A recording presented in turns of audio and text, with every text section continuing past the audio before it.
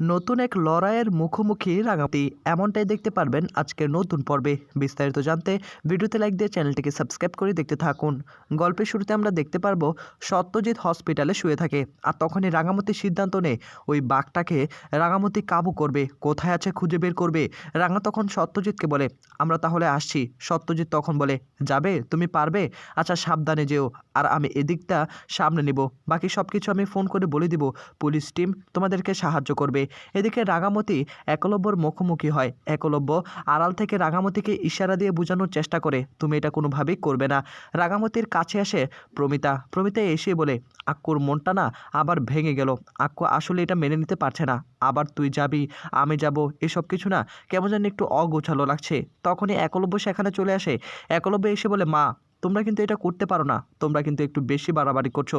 মাঝরাতে তুমি বাড়িতে গেলে, তারপর আবার রাঙাকে নিয়ে এখন বেরিয়ে পড়ছো, ওই বাঘকে তোমরা কাবু করবে। কি ভেবেছিলে হ্যাঁ, তোমরা আমাদেরকে টেনশনে রাখবে? আমরা ঠিকমতো ঘুমাতে পারছি না তোমাদের চিন্তায়, আর তোমরা বাইরে বাইরে ঘুরে বেড়াচ্ছ। কেন তোমরা নিজেদের জীবনের এভাবে ঝুঁকি নিয়ে আসছো? তুমি কি করছো না করছো আমি কিছুই বুঝতে পারছি না, কাউকে কোনো কিছুই বলছো না, তোমরা কি করছো? এদিকে তখনই পাঞ্চালি তার মাকে ফোন করে এবং মাকে ফোন করে বলে, মা তুমি নাকি এসেছিলে, আবার হঠাৎ করে চলে গেলে কেন? আবার শুনতে পেলাম আমাদের আশেপাশে নাকি বাঘ এসেছে, সেটা কি সত্যি নাকি? আমি তো টিভিতে দেখলাম। তখনই প্রমিতা বলে, একদম একদম তুই ঠিকই ধরেছিস, এখন আমার মুখ থেকে তুই কোনো কিছু জানতে চাস না, আমি তোকে যেটা বলছি তুই সেটাই কর। পাঞ্চালি তখন তার মাকে বলে, মা তোমরা কি করছো আমি কিছুই বুঝতে পারছি না, এত রাতে বাড়িতে এলে বাবা যদি জানতে পারে তুমি বাবার সঙ্গে দেখা না করে চলে গেলে, আবার তো বাবা কষ্ট পাবে। প্রমিতা তখন বলে, শোন এত কথা বলার এখন সময় নয়, আমি তোকে যেটা বলছি সেটা শোন, তুই যেটা দেখেছিস সেটা আংশিক ঠিক আছে, তুই এক কাজ কর, ছাদের দরজাটা বন্ধ করে দে, জানালাগুলো বন্ধ করে দে, আর হ্যাঁ কোনোভাবে তোরা বাড়ির বাইরে বের হবি না, আমি তোকে বলে দিলাম। আশেপাশে খোঁজ লাগা, সকলকে একটু অ্যালার্ট করে দে, আসলেই ভাগ ঢুকে পড়েছে, যদি কোনোভাবে ওই হাউস কমপ্লেক্স আমাদের এখানে এসে পড়ে তাহলে কিন্তু ভয়ঙ্কর এক রূপ নিতে পারে। এই কথা শোনার পর পাঞ্চালির মাথায় আকাশ ভেঙে পড়ে এবং পাঞ্চালি তখন বলে, আচ্ছা ঠিক আছে, আমি তাহলে সকলকেই এই বিষয়ে অবগত করে দিচ্ছি। এদিকে তখনই আবার প্রমিতার কাছে আসে একলব্য এসে বলে, আচ্ছা তুমি কাজটা করছো কি আমাকে সেটা কি বলা যাবে না নাকি? কেন এরকমটা করছো? তোমরা কোনো কিছুই এখন আমাকে বলছো না।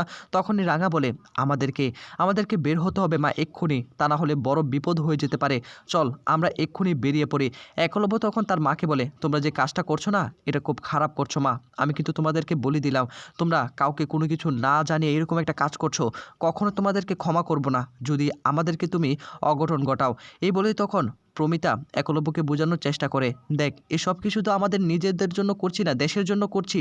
তুই তো সবটাই জানিস, আমি অন্যায়ের প্রতিবাদ করতে শিখেছি, এই দেশটাকে বাঁচানোর জন্য আমি আপ্রাণ চেষ্টা করে যাব। এই মানুষগুলোর কি হবে? অসহায় মানুষগুলো যদি রয়্যাল বেঙ্গল টাইগারের কবলে পড়ে সব কিছু শেষ হয়ে যাবে। একলব্য তখন বলে, এটার জন্য বন বিভাগের লোকজন রয়েছে, কেন তোমরা নিজেদের জীবনটাকে শেষ করে দিচ্ছ সেটাই আমি বুঝতে পারছি না। আর তুমি করতে চাচ্ছটা কি? তুমি এতদিন বাড়ির বাইরে ছিলে, নিখোঁজ ছিলে, এখন আমাকে কোনো কিছুই বলছো না। একলব্য তখন রাগার কাছে এসে বলে, রাগা এটা একটু বেশি বাড়াবাড়ি করছো। তখনই সেখান থেকে চলে যায় একলব্য। রাগামতি প্রমিতার কাছে এসে বলে, মা আসলেই তো আমি কিন্তু এখনও তোর মুখ থেকে জানতে পারলাম না তুই এতদিন কোথায় ছিলি, কি কাজ করছিলি, আমাকে অন্তত বল। প্রমিতা তখন বলে, তোকে আমি সবটাই বলবো, তোকেই তো আমার দরকার, তোকে ছাড়া আমি কোনো কিছুই করতে পারবো না, এই কাজটা তুই করতে পারবি। রাঙা তখন বলে, আমি পারবো। এই বলে তখন প্রমিতা এবং রাগামতি হাতে হাত রাখে, দুজনে এবার হাউস কমপ্লেক্সে যাওয়ার জন্য প্রস্তুত হয়ে পড়ে। অন্যদিকে একলব্য খোঁজ পায় সে বাঘটা কোথায় আছে, আর তখনই একলব্য রাগামতিকে ফোন করে বলে, রাগা শোনো যেটা বলছি, আমি এক্ষুনি খবর পেয়েছি ওই হাউস কমপ্লেক্সের আশেপাশেই নাকি ওই বাঘটাকে দেখা গিয়েছে। এই বলে তখন রাগামতির সঙ্গে কথা বলে ফোনটা রেখে দেয়। রাঙা তখন বলে, মা উড়ানবাবু ফোন করেছে, আমরা যেটা সন্দেহ করেছি ঠিক সেটাই।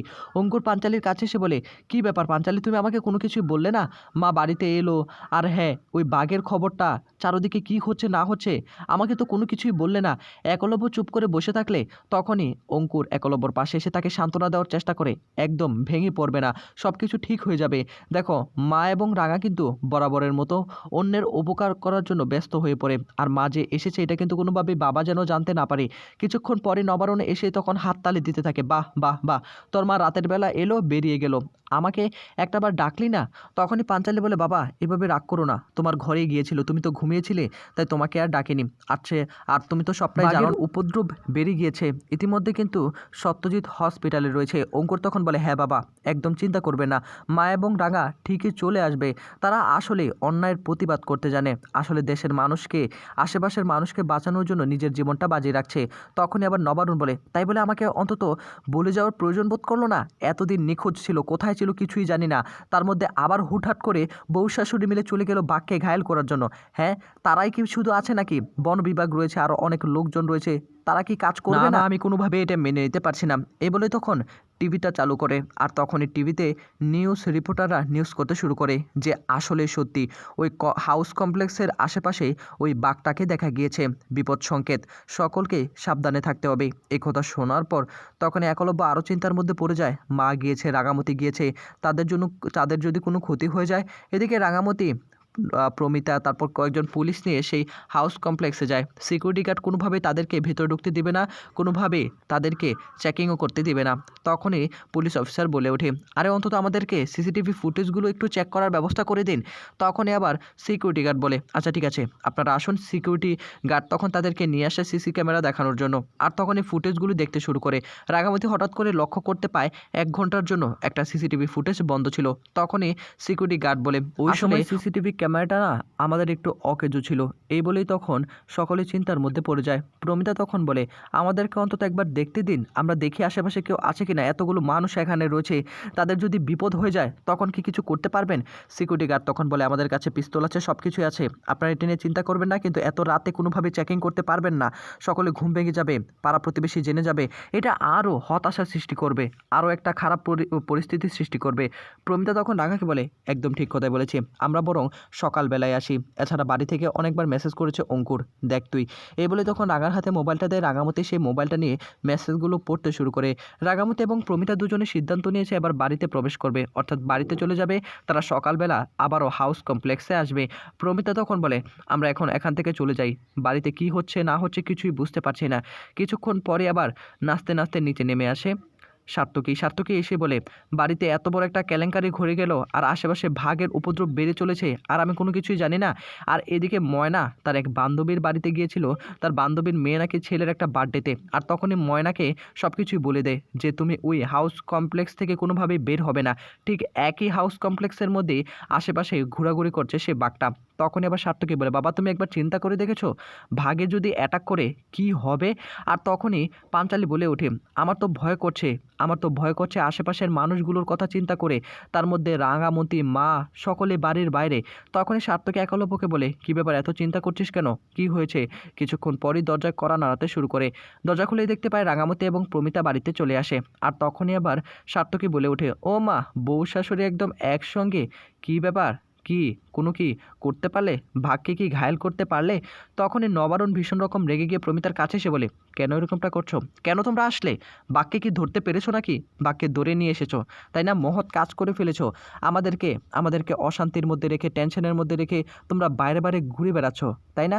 আবার রাতের বেলায় এসেছো, রাতের বেলায় আবার বেরিয়ে গিয়েছো। প্রমিতা তখন বলে, নবারুণ একটু বোঝার চেষ্টা করো, আমি তোমাকে সবটাই খুলে বলবো, এখনও তো এগুলো নিয়ে চিন্তা করো না তুমি, আমাদেরকে ভাগটাকে যে করে হোক ঘায়েল করতে হবে। এদিকে তখনই আবার নবারুণ বলে, কেন, তোমরা কেন সেটা করবে? বন বিভাগের লোক রয়েছে, তারা করবে, তোমাকে নিয়ে না আমি আর ভাবতে যাব না, বুঝতে পারলে তো? তোমার কি মনে হয় তোমরা এভাবে কাজ করে যাবে, আমরা শান্তিতে থাকবো? আমার যে হার্ট অ্যাটাক দিন দিন বেড়ে চলেছে, সেটা কি তুমি ভুলে গেলে নাকি? রাঙা তখন বলে, বড়বাবু প্লিজ এভাবে তুই ভেঙে পড়িস না, আমরা তো নিজেদের স্বার্থের জন্য এটা করিনি। তখনই প্রমিতা বলে, আমরা নিজেদের স্বার্থের জন্য কোনো কিছুই করিনি, আমরা কিন্তু বরাবরের মতোই শিখেছি অন্যায়ের প্রতিবাদ করার জন্য, মানুষের পাশে দাঁড়ানোর জন্য, বিপদে আপদে। আজকে এত বড় একটা বিপদে আমরা পাশে থাকবো না? তা না হলে কি আমরা কি মানুষ নাকি? তোমরা যা খুশি তা বলতে পারো, কিন্তু একটা কথা, আমরা অবশ্যই অন্যায়ের প্রতিবাদ করব, মানুষের পাশে দাঁড়াবো, এই দেশটাকে রক্ষা করব, এটাই আমাদের দায়িত্ব। আমরা যদি এভাবে ছেড়ে দিই তাহলে সব কিছু শেষ হয়ে যাবে।